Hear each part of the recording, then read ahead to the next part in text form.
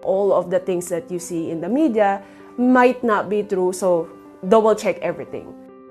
I called China as my second home. I felt na it was my job to help clear the image. Super understanding namin sa isa't isa kasi alam namin magkaibang culture kami.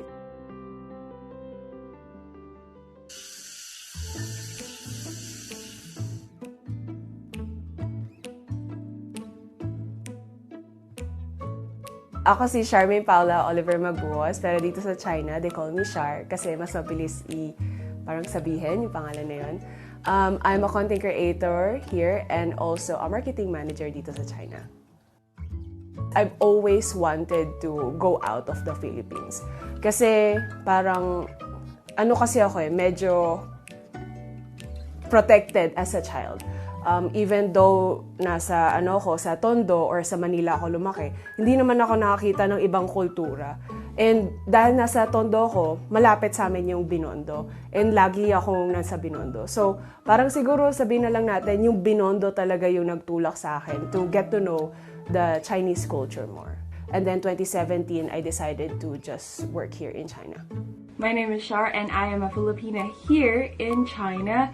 Yung content creator ko, ginusto ko talaga siyang gawin ever since nakapunta ako dito sa China. Siguro, yung mga vlog ko, medyo baby vlog ba, na parang, tingnan mo yung weather sa Beijing, ganito. Pagpunta ko naghanap ako ng English book sa China. Very clickbaity na yung mga vlog ko. Pero after COVID, dun ko na-realize na this could be a thing. Kasi alam naman natin that China's imagery that time was not that good. I called China as my second home kasi dito na ako, nag-base na ako sa root ko, especially sa Beijing. Dito tayo sa house namin. I felt na it was my job to help clear the image, especially during COVID, na parang, China is actually doing this and this. All of the things that you see in the media might not be true, so double check everything. Nung I was beginning, I was also very afraid of yung anong iisipin ng family ko, anong iisipin ng mga friends ko na nasa social media. Pero kailangan mo lang talagang mag-start. Kung nakita nila yung video mo, I think that's good. Viewers din sila. So even though there will be haters, there will be people na magseselos sa ginagawa mo, just do it kasi at least nagawa mo na. Wala kang what if at the end of the day. Welcome to the largest and oldest temple of Confucius, in the hometown of Confucius himself, Jining. Yung core na inspiration ko talaga is yung talagang image na Binondo. 'Di ba? Pagpunta mo sa Binondo, puro red lanterns, puro Chinese dragon dance. Pagpunta ko dito sa Beijing, I was expecting the same thing. I was expecting Binondo style. I was expecting na madaming maliliit na nagbebenta ng mga tigoy, maraming ganyan. Pero pagpunta ko sa Beijing, wala. So, yun yung nag-biggest parang shock, culture shock sa akin. So, that inspired me to parang introduce more of the Chinese culture to the Philippines. Sa umpisa, yung mga videos ko, especially yung mga nag-introduce lang kung saan dapat pumunta sa Beijing or ano ba dapat gawin mo dapat kung nasa Beijing ka, wala silang masyadong viewers. Pero unti-unti kasi, I also started shooting beyond Beijing. Pumunta kami doon sa Pinay, yung Vinegar City. Tapos we started going sa yung mga tourist spots here as well sa Beijing, tapos sa Qingdao. So yun ang mas maraming nakatanggap ng comments. Mas marami rin nagtatanong, maganda ba dito? Paano pumunta dito? And especially yung mga small vlogs ko about what to do if you have a layover here in China. And that I followed with another video na parang layover here in China without a visa. I posted that I think a few months, yung isa 1 year ago. Ngayon, until now, marami pa rin nag-DDM sa akin. Paano ganito? Meron akong layover sa China, 15 hours. Nasa Shanghai ako. Pwede bang ganito? Pwede ba ganito? And, you know, I always take time to reply to them. Kasi syempre, kapwa Pilipino mo yan. And yung ako nga nung nag-search ako dito sa Google, wala rin naman mga sagot. So, I think it's also part of my job to help out, especially fellow Filipinos naman. Okay, let's find our local Chinese expert. Okay, let's find him. Okay, wait. Where is he? Where is he? Where is he? Where is he? Where is he? Ah, it's here! Hello, local Chinese expert. What's your name? Oh, hello, I'm Andy. Nice to meet you again. Paano kami nag-meet ng aking asawa? Mahabang story yan. Sobrang haba. Pero in short, nagkakilala kami online nung nasa Pilipinas pa ako. We started as friends.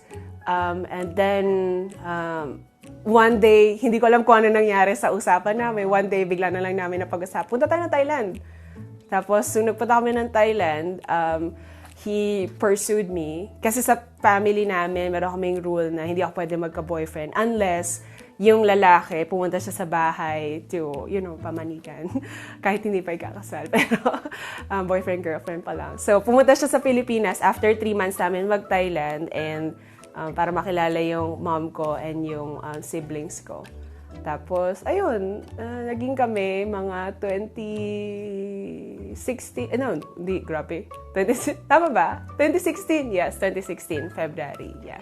So, every Chinese New Year, pupunta kami dun sa hometown ng husband ko sa Qingdao, Shantung Province. They're very welcoming to me. Even before we were married, they accepted me in their house. They never let me stay in a hotel every time we go back there. Lagi ako nasa house nila. Parang ano nga ako sabihin ko na lang, parang prinsesa na pag nandun. Kaya gusto ko laging umuwi. Breakfast namin, yung mother-in-law ko yung magluluto. Lunch din, dinner is yung father-in-law ko. So everything is well prepared for us. So very princess type talaga ako pag nandun ako. And very welcoming sila. They try to accommodate us as well. Kunwari, mag-plan sila ng activities so that like hindi kami bored pag nandun kami. So this just like, I'm very happy na I'm married to this family na very welcoming. Yung challenges namin, I find delight. Lalo na pag nag-aaway kami, especially of cultural differences. Kasi yan yung sa tingin ko, doon ako natututo, lalo na sa culture nila. Especially now that we're talking about having kids as well. So, meron kami mga, hindi naman siyang arguments, pero mga debate lang. Like, how do we raise the kids? How do we, like, what school did they go to? Especially, anong nationality nila? So, yun. Pero I really find happiness in discussing this. Di kami nag-aaway ng malaki. Especially if just cultural differences. Talagang super understanding namin sa isa kasi alam namin magkaibang culture kami. That's why I love him the most kasi he accepts me na hindi ako Chinese. He accepts na ito yung culture ko or this is how I grew up and then let's compromise. Let's find a way to compromise na Filipino ka, Chinese ako. Let's compromise on what we can do. Welcome to the longest wall in the world, the Great Wall of China. Siguro yung first impression ko sa China, yun nga, sa sobrang laki niya, 30 minutes walk, wala pa akong makita. Puro roads pa lang siya. Tapos, yung security. Dito sa China, kahit maiwan mo yung laptop mo sa Starbucks, hindi ka matatakot na mawawala siya kasi may mga CCTV around the stores. Mag-selfie ka, tumawag ka habang naglalakad ka sa road, hindi ka matatakot na may magsasnatch ng phone mo. Aside from that, I think like nakapunta na ako sa maraming cities. Like, one of my favorite city is Pinay. It's just very, very traditionally beautiful. Makikita mo talaga kung paano nakatira yung mga, I don't know, old ways nila nandun. Another city that I like is Shantung, Qingdao in particular, kasi that's from my husband is from. what I'm trying to say is like, yung China, I can't really put a word to how impressive it is. Kasi iba-ibang city, iba-ibang feeling. Like I said, Pingyao is very traditional, pero Qingdao is, I would say not. It's really more of like very serene, calm na city. Tapos sa Beijing naman, it's very diverse culture. So I can't really put a word on what impression it gave me, but like, ano lang talaga siya, very melting pot yung feelings ko about sa China. Dito kami nakatira. Kasi, ito, coffee siya. So, dito ako nakatira. Ngayon, dito ako nag-work. This month kami nag-start. We want to explore Beijing more. And for me to get to know Beijing more. Kasi nakakahiya sabihin, no? Kasi 2017 ako dito tumira. Pero, hindi ko masyado alam kung nasan yung mga lugar sa Beijing. Kaya nga sabi ko meron akong map dito. So we want to go all around Beijing and little by little bili kami ng mga magnets dito sa Beijing so that I can pinpoint, dito nakapunta na ako dito. Alam ko maraming magsasabi sa comment na hindi namin afford na pumunta sa China, no?